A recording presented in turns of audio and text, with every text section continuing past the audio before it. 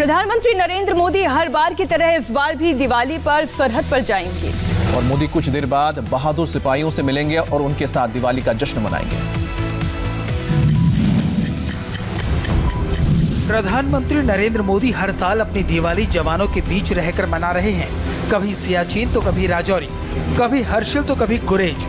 मोदी हर दिवाली पर अलग अलग बॉर्डर पर जाते हैं और पूरा दिन जवानों के साथ बिताते हैं। ये लगातार 7वां साल होगा जब मोदी की दिवाली सीमा वाली होगी। जवानों के बीच प्रधानमंत्री खुद भी सेना की वर्दी में होते हैं। दिवाली के मौके पर मोदी सरहद पर खड़े जवानों को अकेलापन महसूस नहीं होने देते। प्रधानमंत्री को अपने बीच पाकर जवानों का जोश हाई हो जाता है। परिवार से दूर होने पर भी नरेंद्र मोदी उनके अंदर गर्व की भावना भर देते हैं।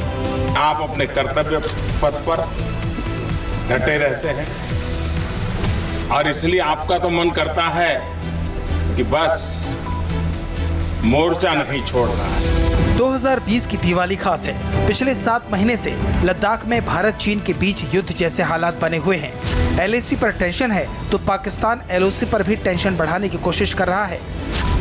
ऐसे में पीएम मोदी ने जनता से इस दिवाली पर एक दिया सैनिकों के नाम पर जलाने की अपील की है। पीएम मोदी ने ट्वीट किया, इस दिवाली एक दिया सैनिकों को सलामी देते हुए जलाएं, जो निडर होकर देश की रक्षा करते हैं। हमारे सैनिकों के महान पराक्रम के लिए हमारी कृतज्ञता की भावना को व्यक्त करने में शब्द असमर्थ है। हम सीमा पर मौजूद सैनिकों के परिवारों के भी आभारी हैं। मोदी आज बॉर्डर जाएंगे, वहीं सुरक्षा बलों के जवानों ने सीमा पर दीपावली के दिए जलाना शुरू कर दिए हैं। कल रात कुपवाड़ा, RSपुरा से लेकर अगरतला तक की सीमा पर दिवाली मनाई गई और ये सिलसिला आज भी जारी रहेगा। आज घर घर रोशन होगा तो वहीं बॉर्डर भी रोशन है। जवान न सिर्फ सीमा की रखवाली कर रहे हैं बल्कि सरहद पर भी उम्मीदों का दिया जला रहे हैं ताकि ये देश ज्वाला की तरह धधकता रहे और पूरी दुनिया रंगों से चमक उठे। कुपवाड़ा में जवानों ने मोमबत्तियां जलाकर उजाला फैलाया।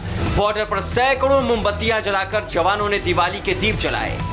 वहीं RSपुरा में BSF के जवानों ने पहले बॉर्डर पर पेट्रोलिंग की, सरहद की सुरक्षा को पुख्ता किया और फिर दीपावली मनाई। इस दौरान जवानों ने पटाखे भी जलाए। हम दुश्मन देश को ये पैगाम देना चाहते हैं कि हमारी वो आंख उठा के ना दे सके। और दूसरा पैगाम हम भारतवासी वालों को पैगाम देना चाहते हैं कि आप जब तक हम हैं तो आराम से आप दीपावली त्योहार खुशी से मनाएं। अगरतला में भारत बांग्लादेश बॉर्डर पर भी दीप जले। BSF और बॉर्डर गार्ड बांग्लादेश ने एक साथ मोमबत्तियां जलाईं। BSF की तरफ से बांग्लादेश को उपहार भी दिए गए। दीपावली के मौके पर भी पाकिस्तान अपनी हरकतों से बाज नहीं आ रहा है। कल उसने LOC पर सीज फायर तोड़ा तो उसे सबक सिखा दिया गया। और भारत की जवाबी कार्रवाई में पाकिस्तान के 11 सैनिक ढेर हो गए, जबकि पाकिस्तान गोलीबारी में भारत के 5 सैनिक शहीद हुए और 6 नागरिकों की जान गई है।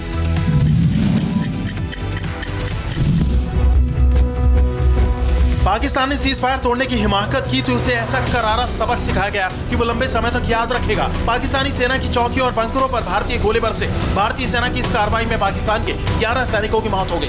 कल पाकिस्तानी सेना ने LOC पर भारतीय चौकियों और गाँवों को निशाना बनाकर भारी गोलाबारी की। इस गोलाबारी में भारतीय सैनिक शहीद हो गए और नागरिकों की भी मौत हो गई। इसके बाद भारतीय सेना ने पाकिस्तानी सेना की इस कारस्तानी का ऐसा धमाकेदार अंदाज में जवाब दिया कि उसके होश उड़ गए। तंगधार में पाकिस्तानी पोस्ट की इस तस्वीर में पाकिस्तानी फौजी जान बचाकर भागते नजर आए। यहाँ 3 गोले दागे गए।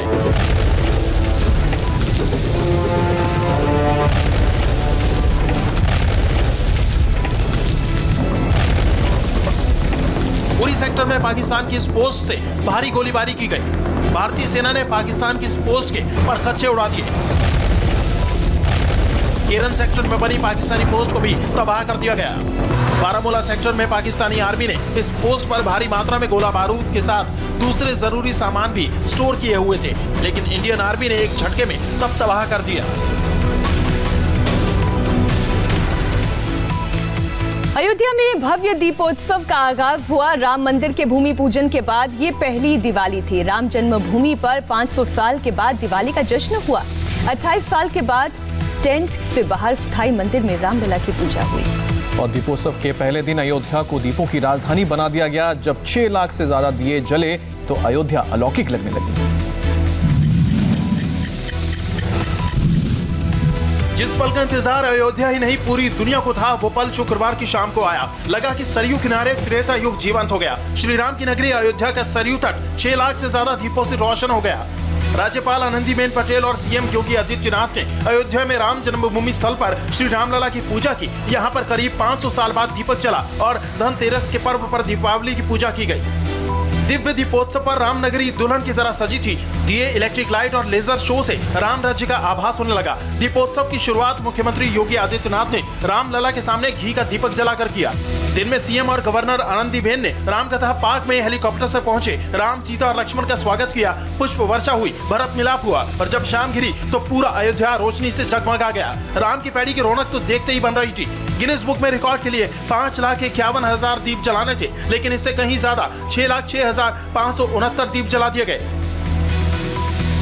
5 सदी का वह संकल्प पूरा होता हुआ देश और दुनिया देख रहा है, जिसकी हमारी कई पीढ़ियों को प्रतीक्षा थी।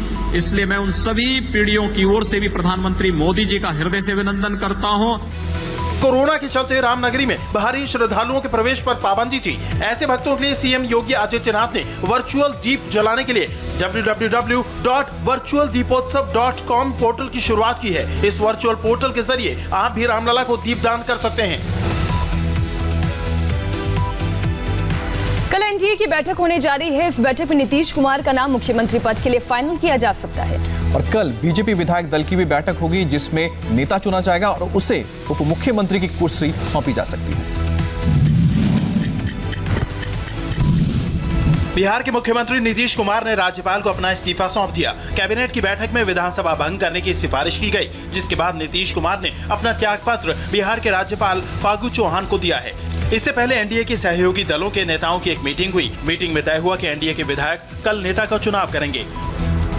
15 नवंबर यानी कल दोपहर 12:30 बजे एनडीए के सहयोगी दलों की मीटिंग होगी। नए नेता के चुनाव के बाद नई सरकार के गठन को लेकर राज्यपाल से मुलाकात की जाएगी। कल की इस बैठक पर सबकी नजर इसीलिए है क्योंकि नीतीश कुमार ये कह चुके हैं कि एनडीए तय करेगा कि अगला मुख्यमंत्री कौन होगा। मेरी तरफ से आपने देखा है कि कभी हम दावा करते हैं और एनडीए का ये निर्णय होता तो जो एनडीए का निर्णय होगा वही ना मान्य होगा। कल पटना में बीजेपी विधायक दल की बैठक भी होगी। पार्टी विधायक दल की बैठक में नेता का चुनाव होगा। बीजेपी आला कमान की ओर से रक्षा मंत्री राजनाथ सिंह को पटना भेजा जाएगा। राजनाथ बीजेपी विधायक दल के नेता का चुनाव करवाएंगे। बीजेपी विधायक दल के नेता का चुनाव होने के बाद ये तय हो जाएगा कि बिहार में डिप्टी सीएम कौन होगा। बिहार में कांग्रेस के बुरे प्रदर्शन के बाद भी पार्टी नेता संभलने का नाम नहीं ले रहे हैं। और कांग्रेस विधायक दल की बैठक में 2 गुट आपस में ही भिड़ गए।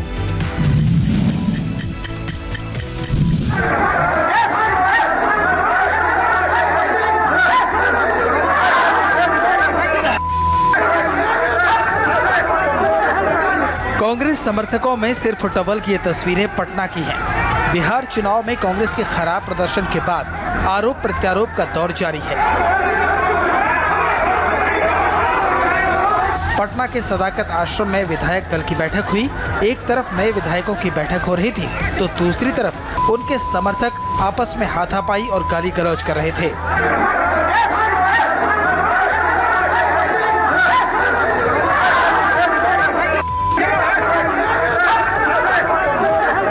दरअसल कांग्रेस विधायक सिद्धार्थ सिंह के सपोर्टर सदाकत आश्रम पहुंचे।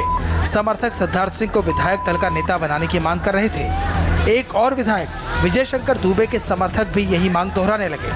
दोनों तरफ से नारेबाजी होने लगी और फिर देखते ही देखते दोनों विधायकों के समर्थक आपस में भिड़ गए।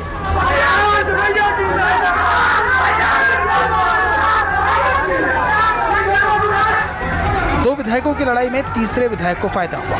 कांग्रेस विधायक अजीत शर्मा को विधायक दल का नेता चुन लिया गया। यूपी के बुलंदशहर में एक बच्ची पुलिस वालों के सामने अपने पिता के लिए रहम की भीख मांगती हुई नजर आई। पापा का कसूर ये था कि वो पटाखे बेच रहे थे और वीडियो जब योगी आदित्यनाथ ने देखा तो आधी रात में ही पुलिस टीम को दौड़ा दिया।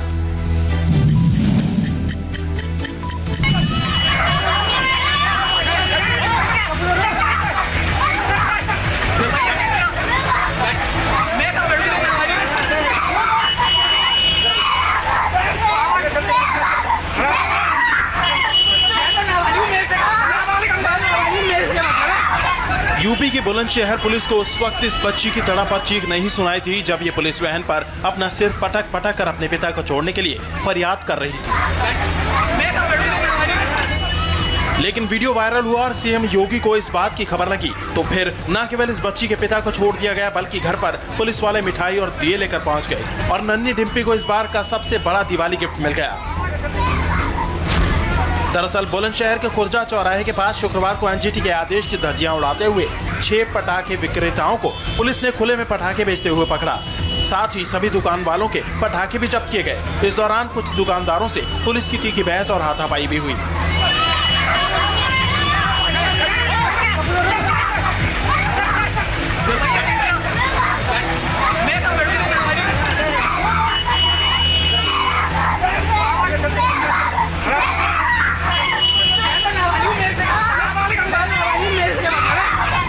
सीएम योगी ने बुलंदशहर की इस घटना को गंभीरता से लेते हुए न सिर्फ पटाखा कारोबारी को तत्काल रिहा करवाया बल्कि वरिष्ठ अधिकारियों के हाथों रात में ही उनके घर और उनकी मासूम बेटी के लिए दीपावली के उपहार और मिठाइयां भी भिजवाई। सीएम की पहल से इस परिवार की दीपावली खुशहाल और यादगार हो गई।